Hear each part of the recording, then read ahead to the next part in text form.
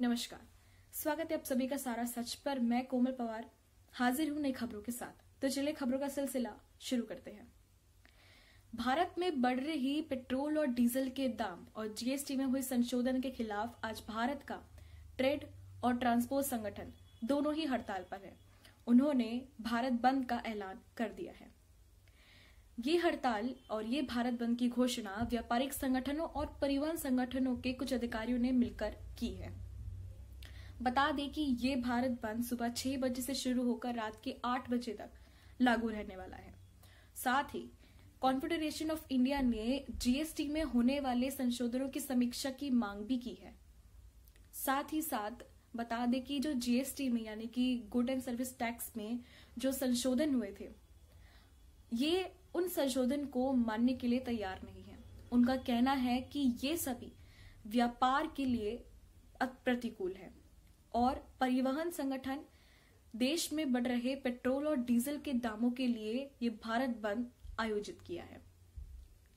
देश के कई राज्यों में से अधिकारी आकर इस भारत बंद का हिस्सा बन रहे हैं। चलते हैं खबर की दूसरी तरफ।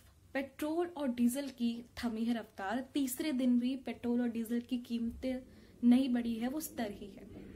बता दें कि पेट्रोल और डीजल के बढ़ते दामों ने लोगों का जीना दूभर कर दिया है। फिलहाल राहत की खबर ये है कि मंगलवार से ये रेट नहीं बढ़े हैं। 26 फरवरी के अनुसार यानी कि रियल फ्यूल प्राइस ऑन 26 फरवरी ये रेट सामान्य है। बता दें कि इस महीने में 13 दिन तक लगातार पेट्रोल और डीजल के दाम बढ़ते रहे हैं और इन दामों में एक बार भी कटौती नहीं की गई है। इसी बीच पेट्रोलियम मंत्री धर्मेंद्र प्रधान का कहना है कि इंटरनेशनल मार्केट में क्रूड की बढ़ती कीमतों की वजह से ये पेट्रोल और डीजल के दाम बढ़ाए जा रहे हैं। साथ ही साथ उन्होंने हमारा ध्यान राज्य सरकार द्वारा लगाए गए टैक्सेस पर भी डाला है। उन्होंने कहा है कि ये तंगी कहां कहां से आ रही है उसको देखना आम आदमी के ऊपर भी निर्भर करता है। चलते हैं तीसरी खबर की तरफ। तीसरी खबर के मुताबिक समलैंगिक विवाह और हमारी नागरिकता का सवाल। केंद्र सरकार ने दिल्ली हाई कोर्ट में हलफनामा देकर कहा है कि वह समलैंगिक विवाह को वैधानिक मान्यता देने के बिल्कुल विरुद्ध है। उन्होंने कहा है कि हमारे यहाँ ये रिश्ता यानी शादी का रिश्ता बहुत ही पवित्र है।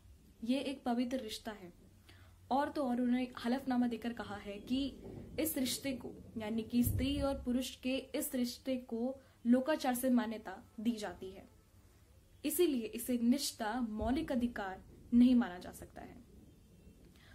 केंद्र सरकार ने ये जवाब उन सभी अर्जियों को देकर कहा है कि जिसमें विवाह को लिंग निरपेक्ष की मांग करते हुए समलैंगिक विवाह को हिंदू मैरिज एक्ट या स्पेशल मैरिज एक्ट में शामिल होने का आग्रह किया गया था।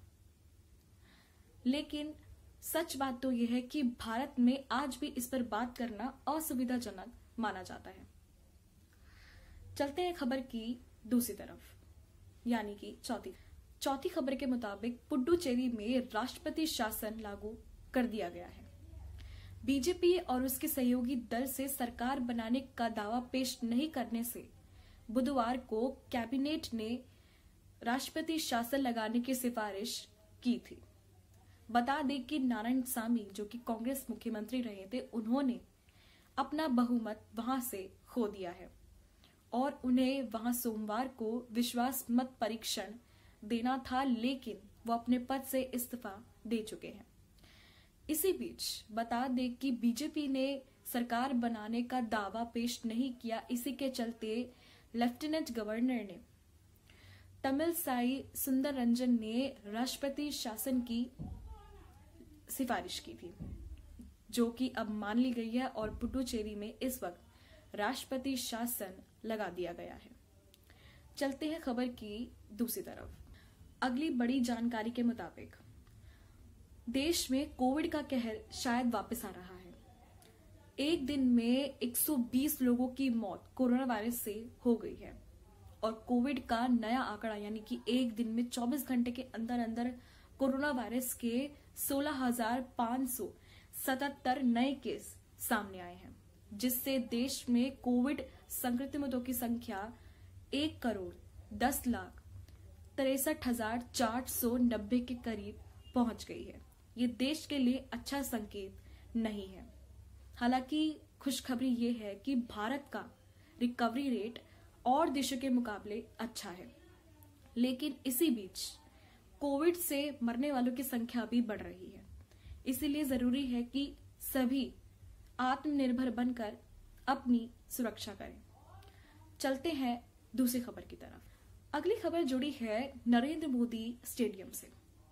आपको बता दें कि सोशल मीडिया पर काफी जोरों शोरों से ये टैग्स और ये हैशटैग्स चल रहे हैं कि सरदार वल्लभ भाई स्पोर्ट्स कॉम्प्लेक्स का नाम बदलकर नरेंद्र मोदी स्पोर्ट्स कॉम्प्लेक्स रख दिया गया है।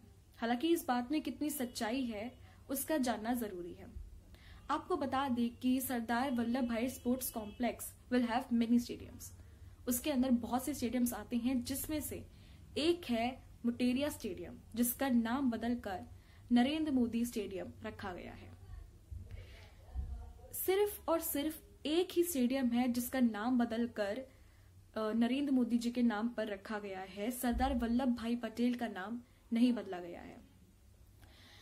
प्रधानमंत्री के इस स्टेप से बहुत सारे लोगों के भिन्न भिन्न मत सामने आ रहे हैं, लेकिन इसी बीच अमित शाह ने इस पूरे संबोधन में कुछ बातें कही जिनका जानना आपका जरूरी है। उन्होंने कहा कि गुजरातियों के लिए बहुत ही गौरवपूर्ण पल है। साथ ही साथ उन्होंने बताया कि ये मोदी जी का एक ड्रीम प्रोजेक्ट था जो कि अब साकार हो गया है। तो ये थी कुछ जानकारी जिनका जानना आपका जरूरी था। अगर ये वीडियो पसंद आए इसे लाइक करें, शेयर करें, परिवारजनों में बांटें। फिलहाल मुझे दीजिए इजाजत। बने रहिए सारा सच पर। नमस्कार।